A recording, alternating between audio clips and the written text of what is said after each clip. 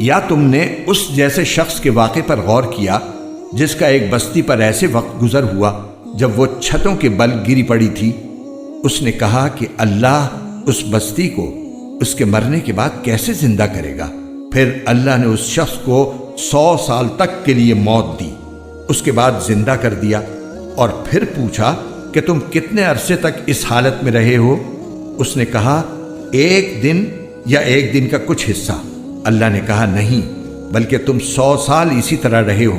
اب اپنے کھانے پینے کی چیزوں کو دیکھو کہ وہ ذرا نہیں سڑی، اور دوسری طرف اپنے گدھے کو دیکھو کہ گل سڑ کر اس کا کیا حال ہو گیا ہے۔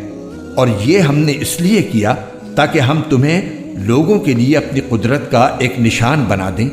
اور اب اپنے گدھے کی ہڈیوں کو دیکھو کہ ہم کس طرح انہیں اٹھاتے ہیں، پھر ان کو گوشت کا لباس پہناتے ہیں۔ چنانچہ جب حقیقت کھل کر اس کے سامنے آ گئی تو وہ بول اٹھا کہ مجھے یقین ہے اللہ ہر چیز پر قدرت رکھتا ہے۔ اور اس وقت کا تذکرہ سنو جب ابراہیم نے کہا تھا کہ میرے پروردگار مجھے دکھائیے کہ آپ مردوں کو کیسے زندہ کرتے ہیں۔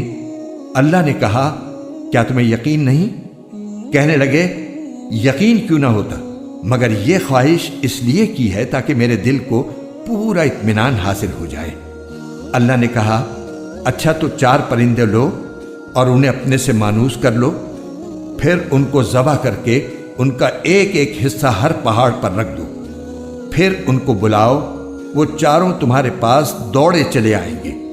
اور جان رکھو کہ اللہ پوری طرح صاحب اقتدار بھی ہے، اعلیٰ درجے کی حکمت والا بھی۔ جو لوگ اللہ کے راستے میں اپنے مال خرچ کرتے ہیں ان کی مثال ایسی ہے جیسے ایک دانہ 7 بالیں اگائے اور ہر بال میں 100 دانے ہوں، اور اللہ جس کے لیے چاہتا ہے ثواب میں کئی گنا اضافہ کر دیتا ہے۔ اللہ بہت وسعت والا